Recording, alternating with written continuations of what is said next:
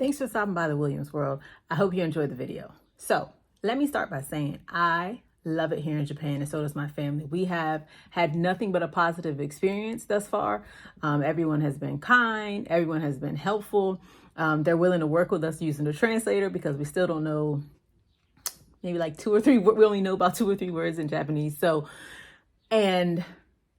yeah, although there are some things I miss about America, which I'm getting ready to share with you, I truly, truly enjoy being in Japan. First things first, washer and a dryer separate. In the home that we currently live in, there is a washer dryer combo, and that combo is small, right? So not only is it small, so you have to be washing pretty much all the time, the dryer part just doesn't really dry. I know the first time we used it and we took the stuff out and it was still damp. I'm like, what in the world? So all we do now to save electricity, because no need to let the thing run for hours and hours trying to dry something that's not going to dry it, we just hang our clothes out, which is something brand new to us. Never have we had to like hang dry our clothes.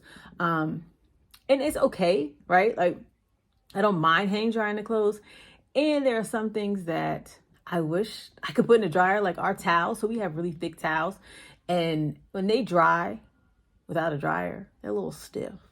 So I do miss a full-size washer and dryer from the US. All right, this may sound small because you're probably used to it if you live in the US. However, this has been a little bit of an adjustment for me, and that is not having a Target or a Marshall's nearby. I didn't realize how much I would miss it. I, like going there just to buy a little cheap thing here, or a shirt here, or a dress here. And yeah, that's not happening here. Now, there are some stores here that might be similar, but they're not Target and Marshall, right? And a lot of the clothes here that I've come across so far are made for Japanese women, and they typically are a tad bit shorter than me and smaller than me. So yes, I can find things, and I just have to get creative with them. Like over the winter, I bought a hoodie, right? And although it was a crop hoodie, so that was fine, but the sleeves stopped right here, right? So anyway, just little things like that. So I truly miss going to Target and Marshall. So anybody want to send me something from Target or Marshall's, let me know. I'll send you our P.O. box. Oh yeah, and by the way, speaking of that, Target doesn't ship a whole bunch of stuff here. They say they ship to Japan/P.O. boxes, but when you go to add it to the cart, they're like, sorry, we can't ship this shirt. Sorry, we can't ship this. So I'm over it. I'm not buying from Target and Marshall's while I'm here. And obviously Marshall doesn't even have an online option, but I'm not buying from Target while I'm here. I will adjust and find me a new Target here in Japan. Next on the list, I miss our truck. Now, let me explain.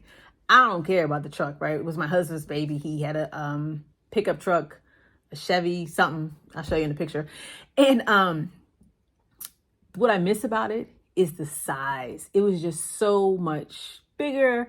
And so we had plenty of leg room when we would take road trips. And yeah, I do miss the size because we have 2 smaller vehicles. And although I love them because they're good on gas and they're easy to drive in these little teeny streets and to park and stuff like that, they are a little tight. And I know many a times my husband and I both have hit our knees on the steering wheel while we're getting in the daggone car. So I do miss having a bigger vehicle. Now, I don't miss what comes with it. So that's expensive gas. And the insurance prices in the US are just crazy. So I don't miss that. I do miss the bigger vehicles. Now, let me just say, they do have bigger vehicles here in Japan. They have vans, they have trucks. They do have bigger ones, but I wouldn't be caught driving them because the roads are just too narrow here for that, for my comfort level. So I'm good with the small vehicles, and I miss our truck from back home. All right, so this next one took a lot of adjusting because I have to cook, right, for the family.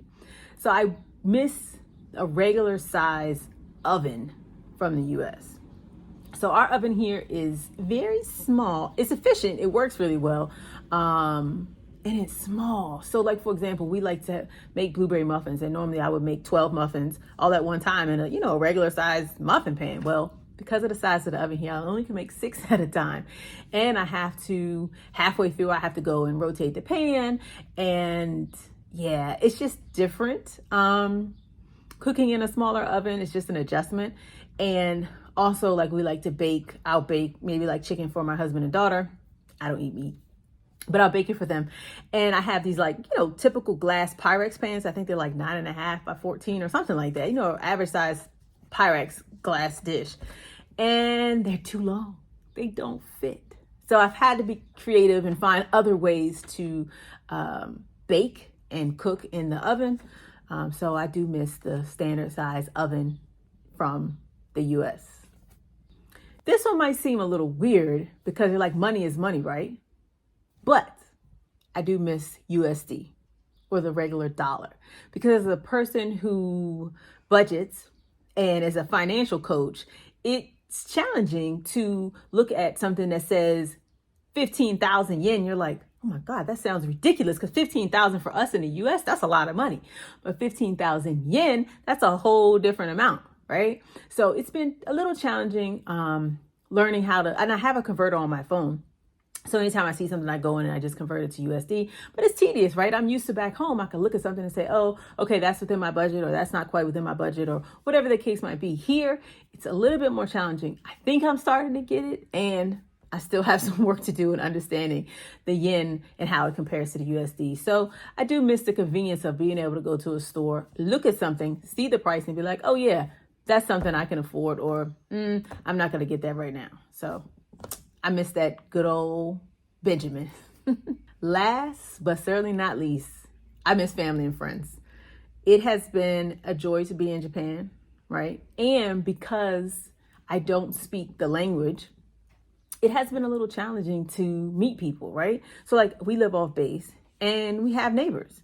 Well, I don't speak Japanese, and some of them do not speak English. So there's no way for us to really communicate and get to know each other and, build those relationships. So it makes me miss the family and friends at home that much more, because there's not a whole bunch of socializing and stuff here. I'm working on it. I have a couple friendships maybe brewing.